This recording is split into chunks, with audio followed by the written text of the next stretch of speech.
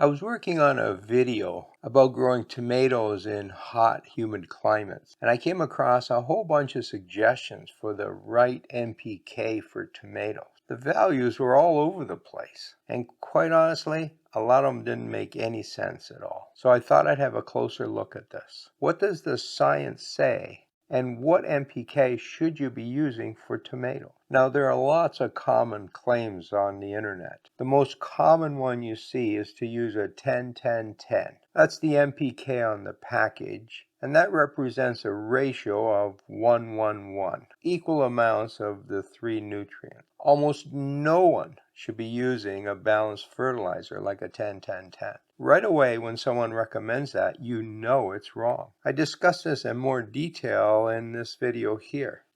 Extension offices are generally reliable for this kind of information, so I looked up Penn State Extension, and they had this to say. Once flowering, change over to a high potassium fertilizer. They went on to recommend a ratio of 1.7, 3.3. I'm quite surprised at this, because this follows a common myth that you need more potassium, or in fact most people say phosphate, when plants are flowering, and that's simply not true. The plant needs the same nutrients when it's growing or flowering. In a Master Gardener Facebook group, someone recommended Alaska fish fertilizer. Now, fish fertilizer is really popular. It has an NPK ratio of 5-1-1. Well, I did a recent review of fish fertilizer, and I actually tested it on growing tomato seedlings to see if fish fertilizer is better than a synthetic fertilizer.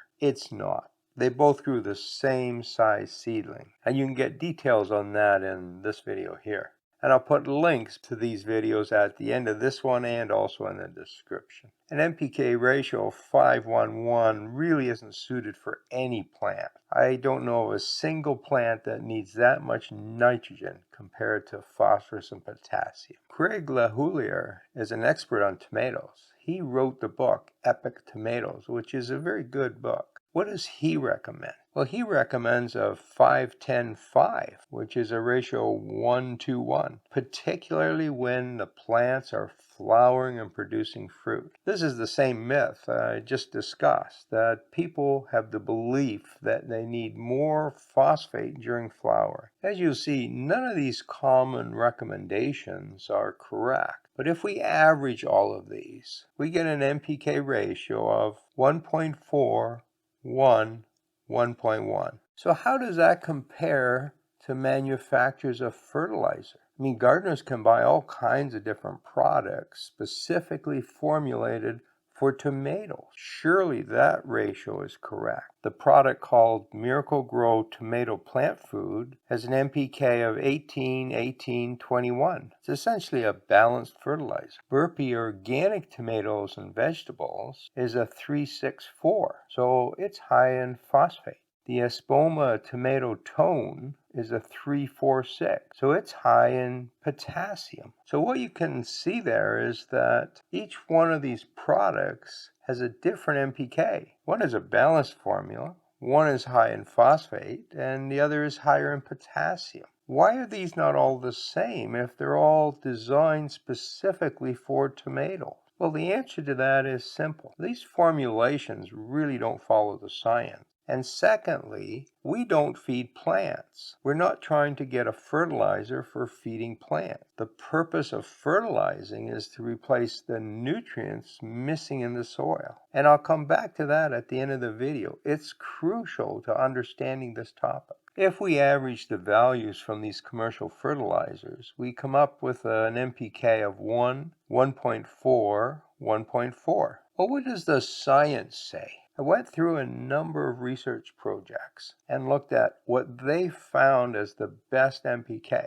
Now remember, these scientific projects are of more value to us because they actually test growing tomatoes in different conditions and using different ratios of nutrients. They actually test to see which one works best. Now there was variation between the scientific studies, which is normal. They're growing in different kinds of soils and different kinds of climates. Each one's using a different cultivar of tomatoes, but the ratios are somewhat similar.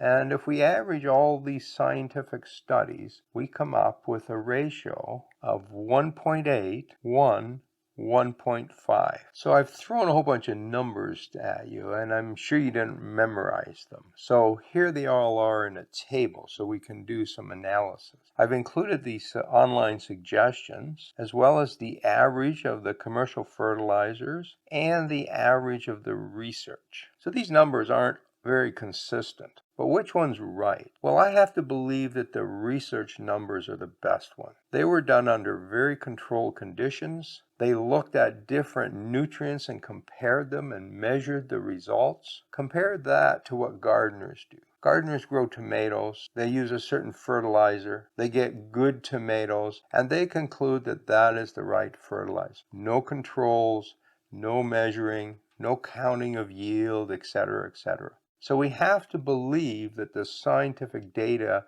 is the best data. When we compare that to the other sources of information, we can reach some fairly simple conclusions. The suggestions from the general gardening public that you find online is wrong in most cases.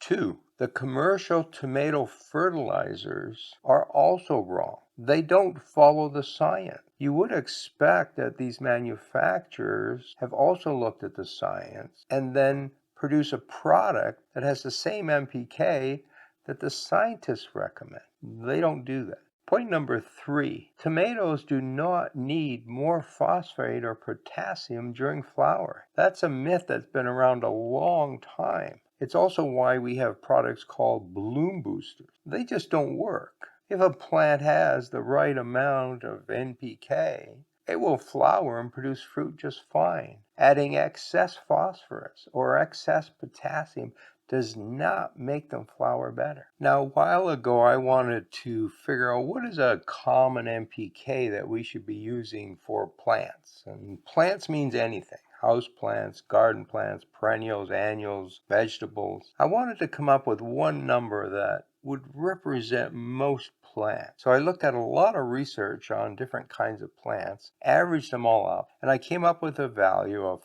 312.5. Now I decided to round that off and just call it a 312. That's close enough for gardeners, and it's a number that's easy to remember. So I've been recommending that for 3 or 4 years now. Use a 312 on all your plants. Let's compare that to tomatoes. Well, the science for tomatoes came out with an NPK of 1.8, 1.5. Now that's not far off from my 312. I was a bit surprised that the nitrogen level was that low, but it's pretty close to the 312. So what is the best NPK for tomatoes? It's a 2, 1, 1.5. Ignore all that other information you see online. This is what the research has shown. Now we come to a really important discussion. So far we've been talking about the NPK that the plants need. We have to ask the question,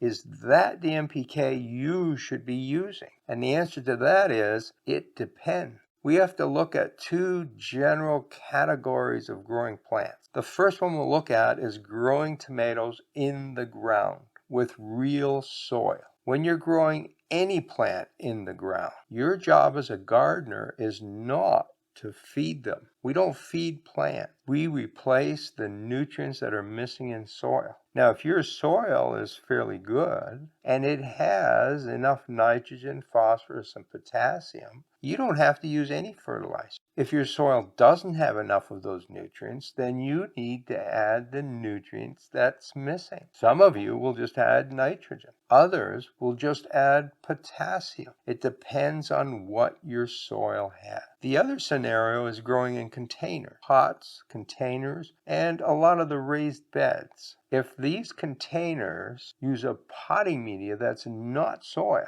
so things like peat moss, coir, decomposed wood products, you fertilize differently. These products don't have a lot of nutrients in them. Peat moss basically has 0. Same with coir and wood products. Now you have to supply all the nutrients your plants need, and then you use the ratio 2, 1, 1.5, at least for tomato. There is a third category you have to be careful about. and that's raised bed. Some people fill their raised beds with a lot of nutritious material. They use huge amounts of compost. That compost has lots of nutrients. In fact, it may be too rich. In that case, you don't add anything. Compost already has all those nutrients. In fact, if you use a lot of compost in your raised beds, you have to be very careful you don't get phosphate toxicity, which is becoming very common. Bottom line is you fertilize based on where the plants are growing. If you supply all the nutrients, then the right NPK is a 2:1, 1.5. If you're growing in real soil, you add the nutrients that your soil needs. I hope you grow great tomatoes this year. Thank you very much for your support. If you'd like to connect directly with me, the best way is through my Facebook group, Garden Fundamentals. We'll answer all of your questions there. I also have a blog called Garden Myths, where I've debunked over 2,000 different myths. I'll put links to all of these in the description below. Happy gardening.